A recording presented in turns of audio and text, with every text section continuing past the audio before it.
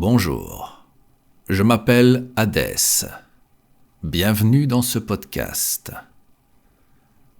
Connaissez-vous le point commun entre Beethoven et Mozart ? Ce sont tous deux de grands compositeurs, c'est vrai, mais ils ont un autre point commun qu'ils partagent aussi avec Louis XV, roi de France, et Henry Gray, célèbre chirurgien britannique. Ils ont tous les quatre contracté la variole. Beethoven et Mozart survivront. Louis XV et Henry Gray, eux, vont en mourir. Cette maladie ne fait plus partie de notre époque, c'est vrai, et pour les plus jeunes, elle ne signifie peut-être plus rien. Pourtant, elle a profondément marqué l'humanité, comme on laisse une bien vilaine cicatrice dans la chair. De fait, la variole est l'une des pires maladies qu'un humain puisse attraper. Qu'est-ce que la variole ? Comment se manifeste-t-elle ? Comment a-t-elle traversé le temps pour être finalement vaincue ? Voici l'histoire de la variole.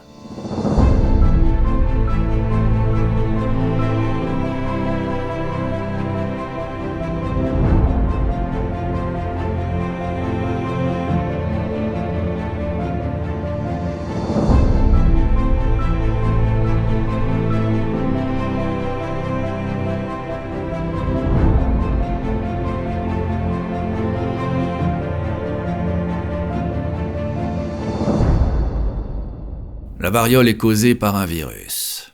Il est extrêmement contagieux. Il est aussi largement répandu dans le règne animal sous plusieurs formes. On parle notamment de la vaccine ou de la variole du singe. Mais seule la petite vérole, simplement appelée variole, se propage facilement d'un humain à un autre et se révèle d'une extrême gravité. Après une incubation de 8 à 12 jours, le contaminé est pris de vomissements, d'une forte température, de violents frissons, de délire, de douleurs au dos insupportables. Ensuite, une terrible éruption cutanée surgit. Attention, il ne s'agit pas simplement de quelques éruptions cutanées insignifiantes, mais plutôt d'une prolifération de pustules envahissant la peau et les muqueuses de la cavité buccale, des voies respiratoires, voire même de la cornée, avec le potentiel de provoquer une perte de vision permanente. Ces pustules évoluent en une forme croûteuse, laissant derrière elles des cicatrices indélébiles.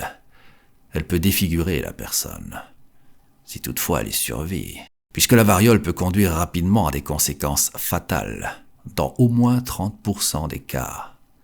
Il n'existe aucun traitement. La variole circule depuis au moins 3000 ans, et cela d'autant plus dans les milieux densément peuplés. La variole est déjà présente dans l'Égypte antique. Le pharaon Ramsès V va en mourir.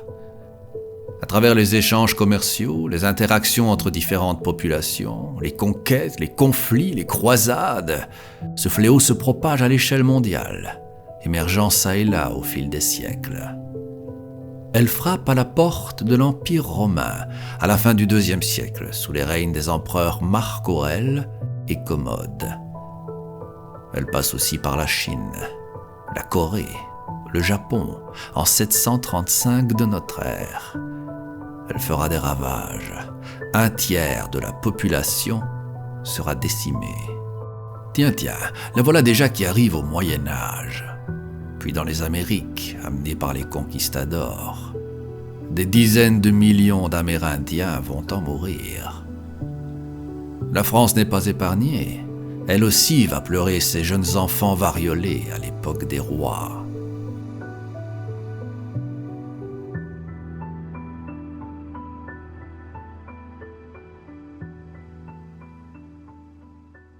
Bien entendu, beaucoup de choses seront faites pour lutter contre la maladie, dans l'espoir vain de la faire disparaître. Notamment le traitement rouge. Qu'est-ce donc que cela ? Eh bien, ce traitement consistait à s'habiller en rouge, à peindre les murs de sa chambre dans cette couleur, car, disait-on, cette couleur serait bénéfique. On l'appellera plus tard érythrothérapie.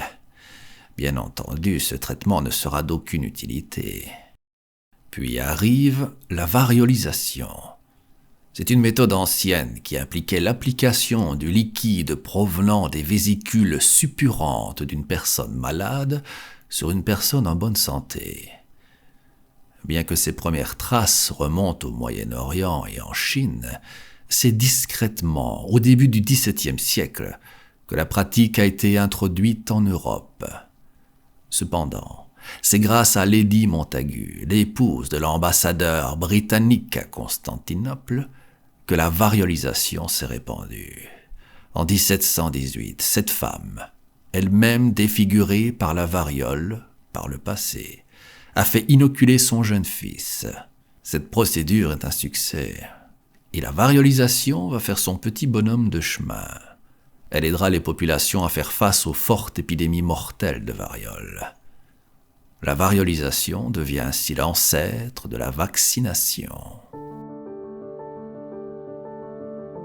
À la fin du XVIIIe siècle, le médecin de campagne anglais Edward Jenner fait une découverte cruciale. En observant que les fermières ne contractent pas la variole, il constate que la traite des vaches atteintes de la vaccine leur procurait une forme bénigne et non fatale de variole, se manifestant uniquement sur leurs bras. Le 14 mai 1796, il inocule le pus provenant des vésicules de vaccine d'une fermière infectée par une vache dans le bras d'un enfant. Cet enfant développe une belle immunité qui le protégera de la variole humaine, bien plus redoutable. Et Jenner baptise cette méthode vaccination, dérivant du latin vaxa, signifiant vache.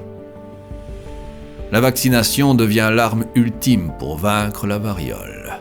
Oh, bien sûr, dès le début de la vaccination, la population se montre sceptique. On observe une levée de boucliers, notamment chez les nobles, peu enclins à lier leur destin à celui des paysans et de leurs vaches. On va jusqu'à accuser le vaccin de faire pousser des cornes aux gens. Toutefois, c'est bien le vaccin qui permet aux humains de vaincre définitivement la variole. Le dernier cas est signalé fin 1970. En 1980, la variole est déclarée éradiquée. Ce mal, ce fléau a disparu. Enfin, pas tout à fait. Le virus est conservé dans des laboratoires, par exemple en Russie. Eh oui, les humains aiment jouer aux apprentis sorciers. Ils ignorent volontairement le risque d'une fuite de la variole. Ce virus est gardé là pour des études scientifiques et pour l'armée, afin de mettre au point une arme biologique. Les hommes n'en ont peut-être pas tout à fait fini avec la variole.